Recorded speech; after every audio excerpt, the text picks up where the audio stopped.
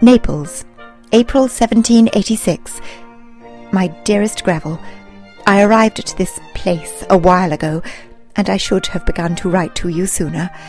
I try to appear as cheerful before Sir William Hamilton as I can, but I am sure to cry the moment I think of you, for I feel more and more unhappy at my being separated from you. I respect Sir William. I have great regard for him as your uncle and my sincere friend, but he can never be my lover. I have been to Pompeii and dined at Posillipo, and the King of Naples directly came up to me, took off his hat and bowed, and said that it was a sin he could not speak English. Sir William says you never mentioned to him about coming to Naples at all, but you know the consequences of your not coming for me. I live but on the hope of seeing you, and if you do not come here, let what be the consequences. God bless you right, my ever dear Greville. Emma. It is true. My heart bleeds for him. Indeed, I would walk barefoot all the way back to England if I could, just to be with my dear Greville again. I first met him at Uphook during the heady summer of 1781. But how did I get there? From the small Cheshire village where I was born, I was sent to London at the age of 12, where I was rapt by the actresses who graced the stage of Drury Lane Theatre.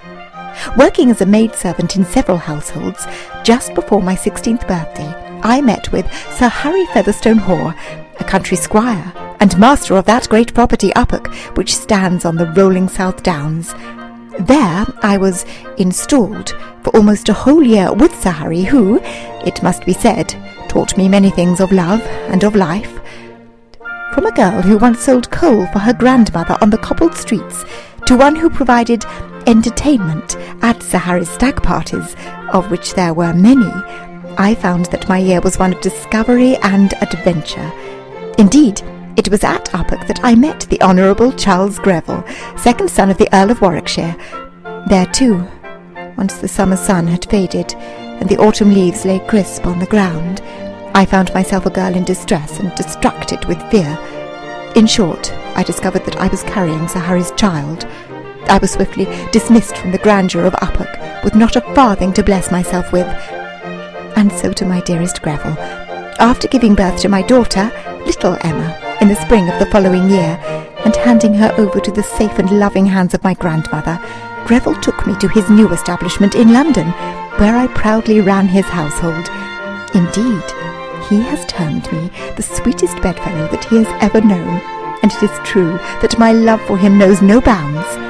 It was at that house that I was taught about society, and met with congenial and intellectual gentlemen of great talent, including the painters, Sir Joshua Reynolds, and my dear friend George Romney.